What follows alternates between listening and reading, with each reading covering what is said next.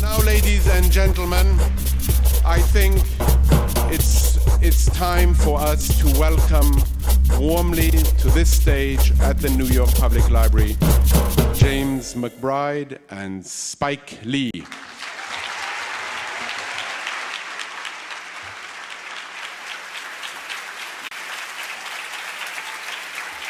What I'd like to do to start the evening is ask James McBride, first of all, when did you start reading or thinking about the Second World War? When I was a little boy, I had an uncle who used to talk about the Italians. When he got drunk, he would start talking, and he'd say they loved us in Europe, and they loved the colored man over there, and so forth. And he died when I was a boy. When I got grown, I decided to investigate some of the stories he talked about, and discovered the 92nd Division. Long and short of it is, after interviewing them, I moved to Italy for 6 months with my family and studied the war from the perspective of the Italians, and then created the book, which came out in 2002. And then I was driving down the street in Pennsylvania, and the phone rang, and I heard a voice say, "This is Spike Lee."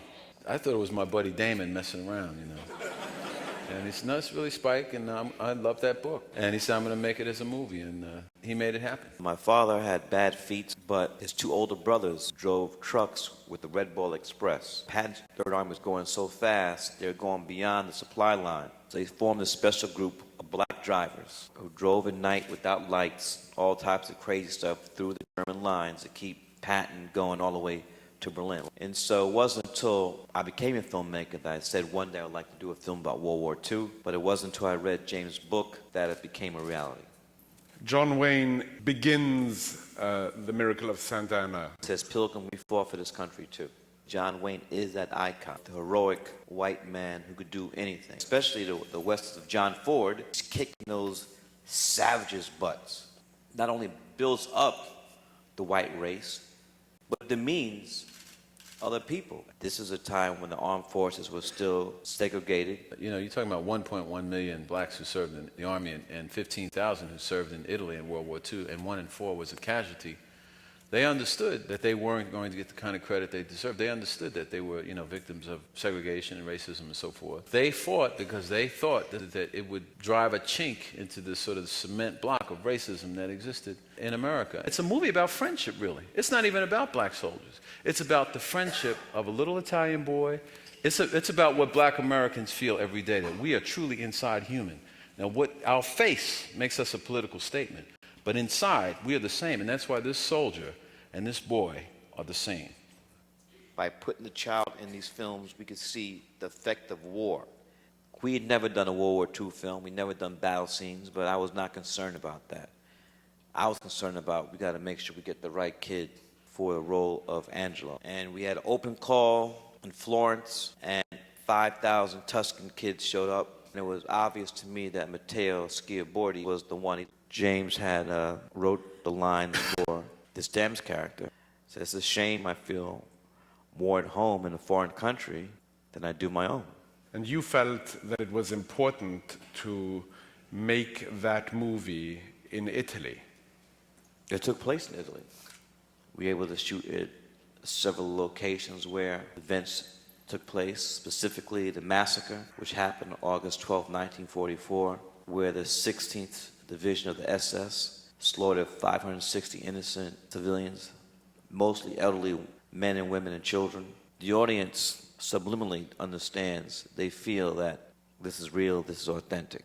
Well, in some sense, the work you're doing is similar to what good historians do. Good historians try to make the silences of history speak. We got a true validation from Buffalo soldiers who've seen the film, the Tuskegee Airmen that's seen the film. There's no way one film can eradicate the omission or the effort of African Americans to World War II from the films that have been coming out of the studio since 1945. But hopefully with this film, there'll be a reawakening, because there's many more stories. There's a very famous study was done in the 1920s about Negroes in the Army, which came to the conclusion they're stupid, they have no courage, and when bullets start flying, they're going to run. They also thought that the white commanders that oversee these black troops should be from the South. Right. Because the Army brass thought that they had more experience dealing with the Negro. So that was a recipe for disaster, because you had these redneck crackers who thought these black soldiers were subhuman. The 92nd has always been seen. Time magazine called them the hapless 92nd. I mean, they were really ridiculed. And that was something that these men most of them went to their graves with a great deal of anger about it. Because you know what? Unless a white person says it happens, it don't happen. Uh-oh. Why do you think it is correct to say that this film is really a film about redemption? The film is about many things, and as I said before, it's a miracle this film got made, and we counted 18 miracles that occur in this film. Thank you very much. Thank you. Digital.